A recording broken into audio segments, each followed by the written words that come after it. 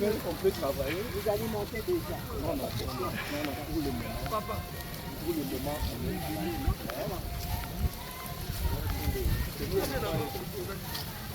Pour travailler, Vous aimez bien.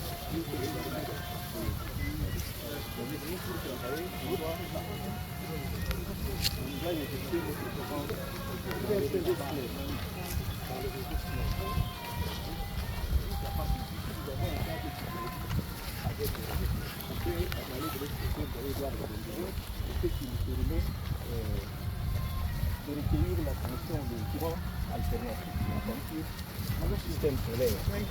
Partout dans le site, nous avons ce truc en bleu ici. Que nous appelons ondulés réseau.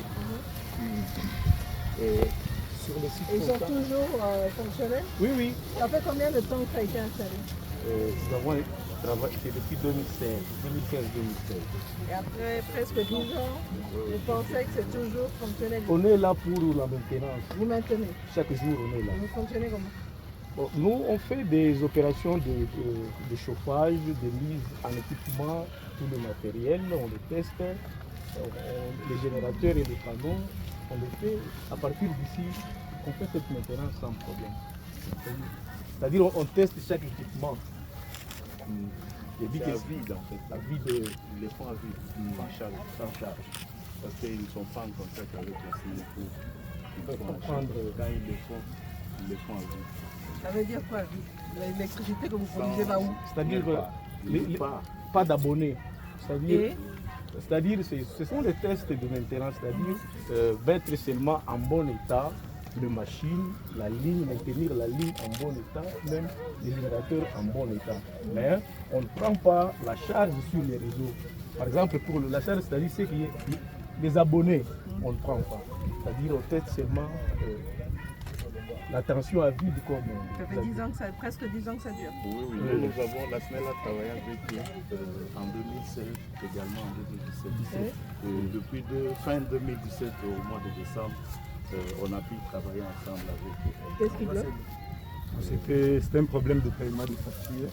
Parce qu'il y avait un contrat de production de l'énergie par Mégatron que la SNEL devrait distribuer et recouvrer les sommes. Et puis Mégatron avait l'obligation de facturer la SNEL et la SNEL devait payer les factures. Alors il y avait un problème de paiement de ces factures-là, ce qui n'a pas aussi permis à la société de continuer à produire. Surtout la chef de l'État, au mois de janvier, le ministre des Ressources a conduit une mission. Monsieur le gouverneur était présent. Donc, le ministre est accompagné du DG de la SNEL, du DG de Sécurité. L'idée, c'était de trouver d'abord une solution temporaire, en attendant de régler définitivement la question de l'électricité au niveau de la province. Alors, on s'était dit, on peut voir comment relancer cette centrale photovoltaïque. La première des choses, c'était d'abord d'évaluer, comme vous-même vous l'avez entendu, ça fait plus de 10 ans que ça tourne. Évaluer, est-ce que la capacité qu'on nous dit, est-ce qu'elle est exacte? Maintenant, comment renforcer, ainsi de suite, et maintenant, comment injecter l'électricité sur les réseaux SNEL. À l'issue de cela, nous avons un équipement en collaboration avec la SNEL, qui avait double mission. La première mission, c'est d'évaluer, faire des propositions pour améliorer la capacité de production. Deuxième objectif, c'est de travailler sur les réseaux, améliorer les réseaux SNEL et l'étendre. Les études ont été finalisées, nous avons validé avec la régie des eaux, plutôt la SNEL et le ministère. Maintenant, nous sommes à la fin de contractualisation. Pendant cette mission, nous avons initié avec ce patron Mégatron. Parce que c'est pour aussi déployer juridique. Ça, nous réglons les problèmes techniques. Le ministre des Ressources économiques va régler le problème juridique pour savoir si ça appartient vraiment à Mégatron, quelle est la contribution de Mégatron, ainsi de suite. On n'a pas souci de ce. Mais le plus important encore, la solution, c'est qu'on a trouvé, en fait, cette centrale photovoltaïque peut produire entre 600 et 700 kWh. Ajouter à ce que la SNEL peut produire, ça peut au moins calmer la population et donner de l'énergie en attendant. H24? Comment? H24. Oui. Si nous avons des accumulateurs ici, ça va faire H24. Tout ça, oui. dans les études. C'est peu privé à la charge de BCECO. Non, du gouvernement. Du gouvernement. De toute façon, BCECO, c'est le Le gouvernement. gouvernement, donc, voilà à peu près. Donc, je pense que dans les jours qui viennent, une fois le contrat signé, Donc maintenant, en fait, on attend de régler la question juridique. non. La question, parce que le patron l'a dit, la question juridique, on va les régler. L'option soit, si ça appartient à Mégatron, le gouvernement peut acheter, et à quel prix, ou bien ils vont exploiter SNEL et Mégatron. Parce que de toute façon, il faut trouver une solution. Si Voilà. ça reste là, Mégatron, Mais lui, il est on n'entre d'accord. quand même pas dans ses frais. Il est d'accord, en attendant de régler la question, les questions juridiques, qu'on fasse déjà tourner cette centrale pour distribuer l'électricité à la population. Voilà quelque chose de positif venant du patron des Mégatron. Et donc maintenant, il faut juste faire la contractualisation pour pouvoir lancer. Non, pour que l'entreprise qui sera sélectionnée gagne corriger les faiblesses relevées par les études. Et puis il y a quelques équipements qu'il faut remplacer. Ok, d'accord. Maintenant, injecter aussi au niveau de la ligne du réseau SNEL. Mais Bon, pour aller l'avantage dans la aussi- ligne SNEL, il y a encore. Il faut tirer des. Oui, ça, ce sont les études qui ont été faites avec les contractants que nous, la SNEL a trouvé, Sogéac. Ils sont venus, ils ont fait les études pour voir la capacité, comme l'a dit M. le DG. Et ensuite, nous attendons maintenant quelques préalables du côté de BCECO pour démarrer. Autre avantage, quand vous voyez l'électricité, quand cette centrale tournait, on envoie l'électricité qu'à la journée, donc avec le soleil. Oui. Maintenant, ce que le cabinet a proposé, c'est mettre un système de stockage. Donc, de sorte que pendant la journée, on stocke l'énergie et le soir, maintenant, on continue à envoyer. Donc, ça signifie qu'on va augmenter le nombre d'heures de fourniture d'électricité à la population. Ça sera une bonne chose en attendant de voir Mbombo et Katende. Et KTN, c'est ça, oui. Et nous allons ajouter sur la capacité que dispose la SNEL de 2,96 mégawatts. Et à ce moment-là, plus ça va au moins augmenter la capacité que nous pouvons bien produire. Ok, et donc la question de contractualisation jusqu'à pouvoir commencer à fournir, ça va prendre combien de temps? Non, je crois que d'ici 2 semaines, on est déjà en pleine négociation avec le cabinet identifié. C'est l'un des partenaires de la SNEL. Parce que pour travailler sur les réseaux SNEL, il faut avoir un Bien sûr. agrément. Il faut avoir un agrément. Et puis l'avantage aussi, on va mettre aussi les pays avec leur prestataire Blue Énergie, qui est même venu, qui a déjà finalisé. Qui a finalisé oui, pour la modernisation de notre réseau. Ok. Et ça va, et nous avons déjà disposé même d'ailleurs quelque chose pour bien expliquer cela. Nous avons notre réseau, qui est le réseau SNEL. Tout ce que vous voyez ici, ce sont des cabines que nous avons prévues.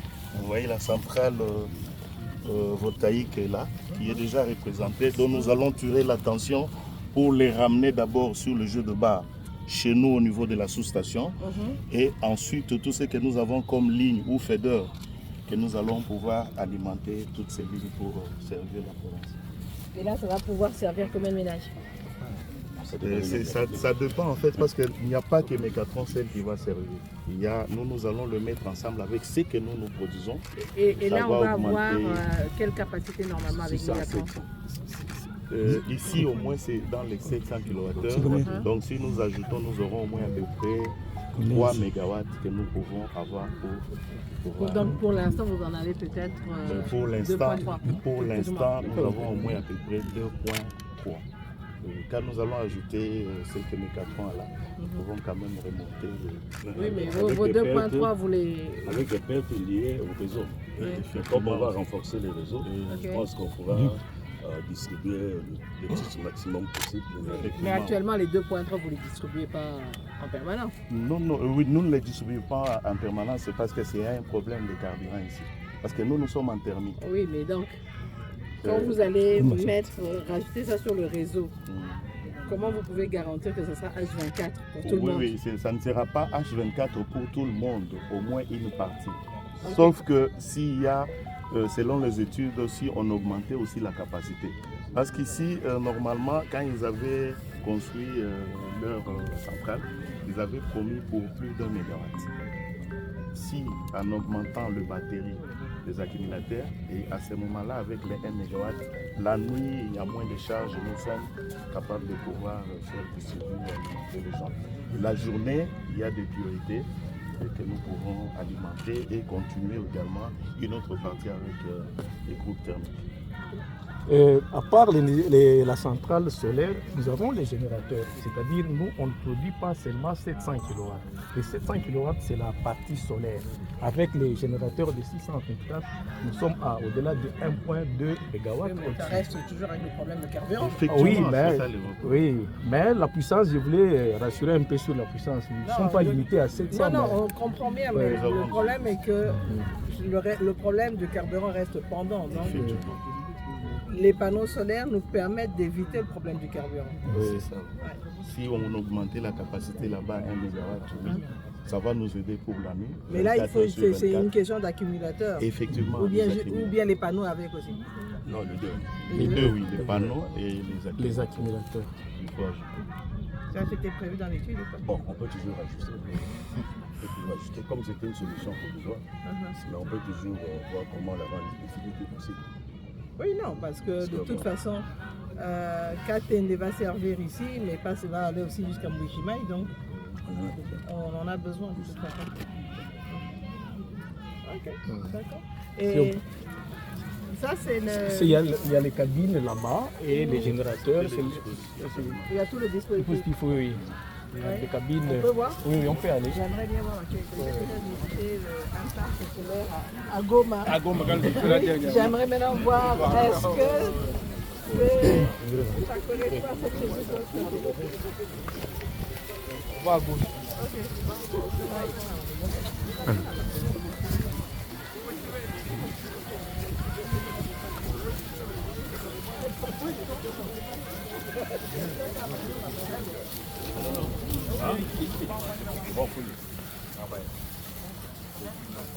Ici, ce sont des cabines qui représentent l'arrivée de nos onduleurs réseau qui sont dans notre site ici. C'est-à-dire, si vous voyez ça, ça représente l'arrivée d'un ondulaire réseau. Et ici, les nombres, ici il y a 9 onduleurs réseau, c'est-à-dire c'est presque tout.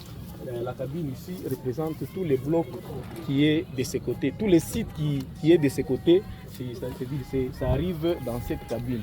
Et nous tournons de l'autre côté et nous allons voir que tous ces sites, tous les onduleurs réseau sont mis ensemble à travers un disjoncteur. On peut tourner de l'autre côté.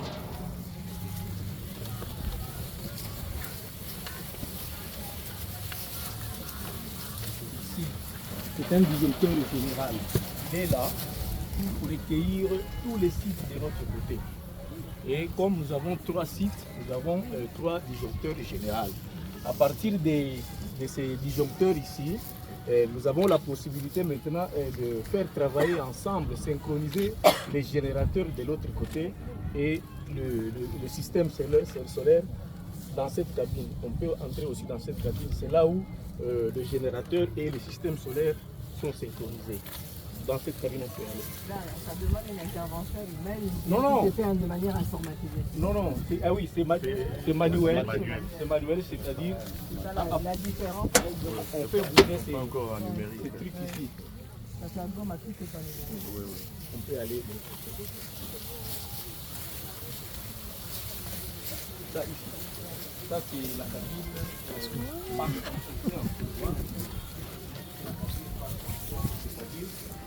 À partir d'ici, nous avons l'arrivée des onduleurs, tous les onduleurs réseau, tous les systèmes solaires arrivent ici.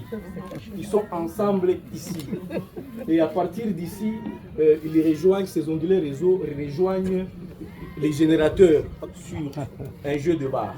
Et les tout passe par ce disjoncteur général basse tension, c'est-à-dire 400 volts.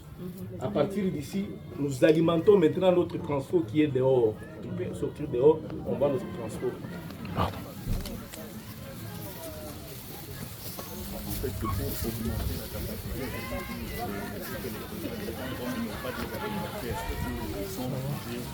à partir d'ici, c'est le 400 volts, c'est-à-dire l'ensemble des générateurs et systèmes solaires. les tout ensemble, on les élève, puisque c'est à 400 volts. Un transformateur élévateur. C'est un transformateur élévateur, on élève la tension de 400 à 6,6 kV. Et on entre dans cette cabine que nous appelons cabine moyenne tension. Vous pouvez entrer. Il faut être sûr qu'il n'y a pas de serpent caché longtemps. Ah ben c'est ça. Ici, à partir d'ici, c'est l'arrivée de tension. C'est-à-dire qu'ici, nous avons les 6600 kV. Les 6600 volts, nous les avons ici. C'est plus d'un. Et de là, ils peuvent envoyer à la SNEL. Si on ferme avec une manivelle, on tourne ici, la barre ici sera contre celle-ci.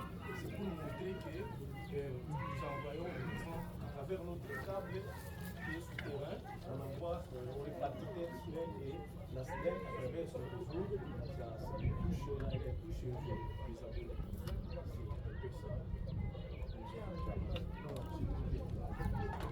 Non, peut-être qu'elle a un rôle.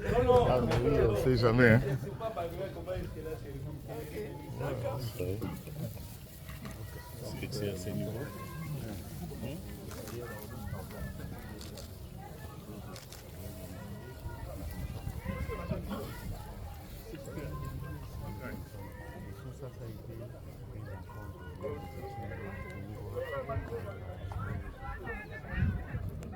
Ils avaient perdu un peu de puissance. C'est pour montrer qu'ils n'ont pas eu la même puissance de débit lorsqu'ils pensaient construire ça.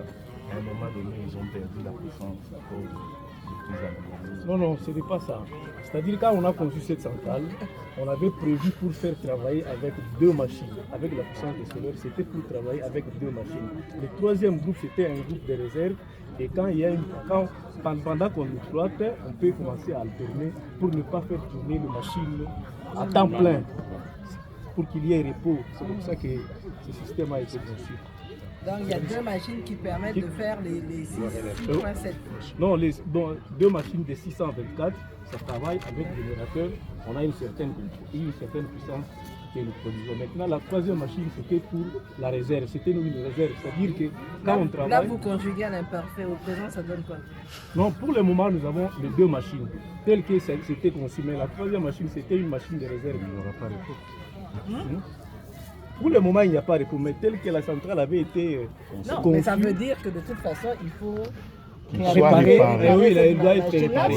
Ça a été pris en compte lors des études par d'accord. les sociétés qui sont passées ici pour évaluer exactement la puissance de cette centrale solaire. D'accord. Ok. Donc, j'espère vraiment qu'on va arriver au bout. Donc, d'ici 2 semaines, on croise les doigts, on va prier beaucoup. Mais comme le DG a dit, eux, ils ont déjà... DG, côté financement, pour finaliser, je sais dans 2 semaines, c'est bon de votre côté. Côté financement. Le travail. Dans 2 semaines. Non, les bateaux, on les apporte. On compte au moins minimum 45 jours pour les acheminer de la Chine à Cannes. Ok, mais côté financement, ça va? Bon, si le ministre des Finances a garanti, si le chef de l'État lui-même a donné des instructions, je pense que ça doit aller. Ok. Parce que quand on évalue, les financements n'est pas tellement important. Nous sommes dans les... Mais les engagements sont déjà faits ou pas du tout? Pas encore. Les engagements, c'est d'abord le contrat. Nous avons le bureau d'études qui a un contrat. Ouais. Et puis maintenant, nous sommes en train de signer les contrats avec les prestataires. D'accord. Donc ça, c'est besoin déjà des engagements. Ouais. Mais comme aussi, il y a la volonté du chef de l'État qui tient à ce qu'on stabilise l'électricité, ça va aller. Ça devrait aller. Ok. Personne Ok, ça va.